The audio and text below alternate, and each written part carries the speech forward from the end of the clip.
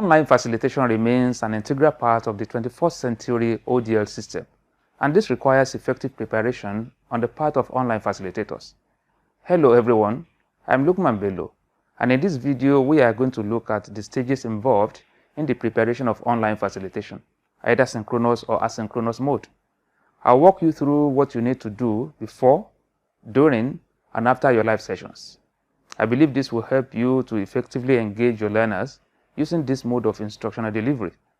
So, let's go on to examine what you need to do while preparing for online facilitation to engage distance learners.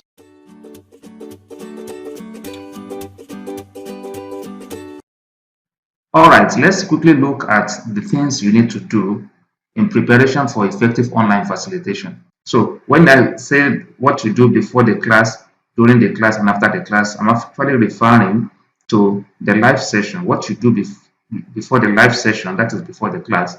What you do during the live session, that is what you do during the 1 hour live session. And after the class is after the 1 hour live session. So I'll quickly go through these stages, then I'll take you to the course page to show you how you can do that by setting up your course appropriately in line with this. Now, the pre-live session, you should be able to send messages or text materials to the learners through their emails. So you inform them, you give them content ahead, you can send to their emails. I will show you how to do that on your course page as well. Then you should be able to prepare instructional videos and upload to the learning management system. I'm highlighting this one red because the university is de-emphasizing the preparation of instructional video for this semester. As we all know, the university is embarking on a massive production of quality instructional video. So we are not expecting any facilitator to produce instructional videos this semester. However, if you have existing instructional videos that you want to use, then you can still integrate on your course page and allow learners to have access to them. So you can prepare audio content and get learners ready for the in-class activity. That's very important. Now, during the live session, what do? You assess, the facilitator assesses the extent of learning through questioning. You review the concept that was sent to them. Okay, then you provide additional information, meaning that it's not that you don't teach at all during the 1 hour live session, but you don't have to dominate the entire session by teaching what you have sent to them all over again. So you provide additional information on areas that you didn't cover or that will need more clarification. So you can do that during the in-class session, during that 1 hour live session. Then at the post-live session, you moderate the discussion forum. Then you interact with your learners through back channels. What we mean by the back channel are the platforms, okay, outside the virtual learning environment. For instance, you can create a WhatsApp group, a Telegram group for your class. All right, this is a sample of online facilitation plan. I know many of you have this. And what this allows you to do is to prepare ahead of time for your facilitation. So before facilitation begins at all, you should be able to have something like this that will specify exactly what you need to do for synchronous session, for asynchronous session.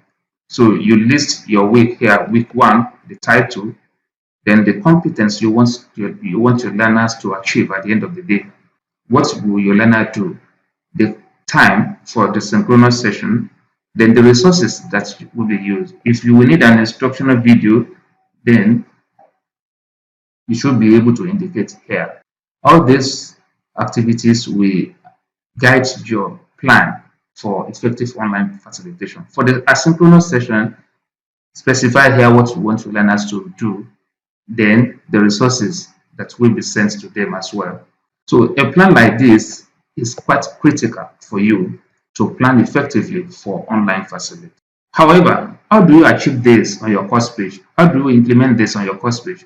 Now, if you log into eLearn, that is our virtual learning environment, you will see courses allocated to you. Then click on the course you want to facilitate. It takes you to the course page. This is how your course page looks like. Look at this. This is how your course page looks like. Now, your activity stops here before the TMA section. Okay, you don't have any business with the TMA section. Your activity stops here. Now, there are many things you can do on your course page. Your course page is your classroom. where you can add activities, you can add resources, you can facilitate your course. Now, look at this right hand side, you will see quick mail here. This functionality allows you to send mail directly to your students from the course page. If you don't have quick mail on your course page, if you open your course page and you don't find quick mail there, no problem about it. Just turn editing on here. See this pen, click on turn editing on, then come to this side, you will click on add a block, then look for quick mail. You just add it, then you see it here. If you have the quick mail here, click on this compose course message, click on it. So it takes you here where you can select who to receive the message. Who should receive this message? You click here. If you want to send to everybody in the course, you click all in course. Or you want to send to your students only, you click on your students. So if you want to send to all in course, click here. Okay. Then you scroll down, you put the subject there. Then you put the message there. Okay. Then you scroll down, you will click on send message. When you click on send message, all the students, all the participants in the course, because we are sending to all the course, will receive the mail. So let's go back to the course page. So whatever you want to do, you do here. You can add meet your facilitator. I know we all know how to do this. You can just click on this, click on edit, click edit setting, then you put the description here, then you describe yourself, put your profile here, then you scroll down and save and return to course. So if you need anything to be added to the library, do the same thing. Click here, click on edit setting, go there, copy it, then put it there. Then for online facilitation section, this is quite important because for you to have a Zoom meeting with your students every week, you need to add a Zoom meeting under this online facilitation. That is quite important. This one, you are just going to do it once for the entire facilitation exercise. You just add Zoom once. So how do you do it? Click on this add an activity or resource under facilitation. Then you look for Zoom. It's usually the last item here. Okay. Give it a topic, anything you want to give it. I can say online class. You can add a description if you so like. Then you need to set the time. For you to set the time, you need to disable this recording. Disable the recording button, then you'll be able to set the time. So you click on the time. What's the time you want to have it? The date. Put the date here. The time. Okay. Is it 4 o'clock? 4 o'clock, that is 16:00. Assuming you are going to be having it 4 o'clock and you say it is 1 hour, then you can now click on this recording, meaning that every week, this is when you will be meeting your students every week. Okay, then you don't need to do any other thing. Just scroll down,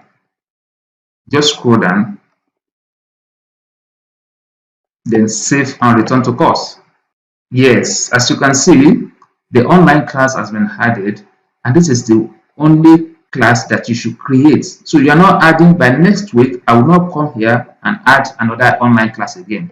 This is one class. This is the only class I will use for the entire facilitation period.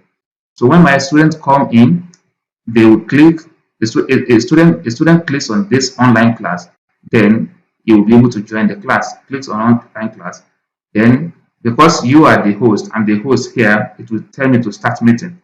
For students, it will tell them to join the meeting. They will click on join meeting, then they will join. For you, you click on the online class, it takes you here. Click on start meeting, then you can start the meeting. Also, you can copy the link. See the join link here. You can copy this link and send to your student as email message as well. Another thing I want you to take note is before you start your lecture every week, make sure that you click on that record button at the Zoom page and make sure you click record to cloud. So when you record to cloud, after the lesson, after the class, Zoom sends you a link, a recording link. Okay. So let me look for one recording link and show you how it looks. Okay. Okay, something like this. See the Zoom link. Okay. So something like this will be sent to you. Then you now copy this. You copy the link. Then you copy the passcode. Let me copy this one now. Copy the link address. Then where do you put the link? You put the link under facilitation sessions recording. If you don't do this, there's no way we will be able to know that you have done anything for the week.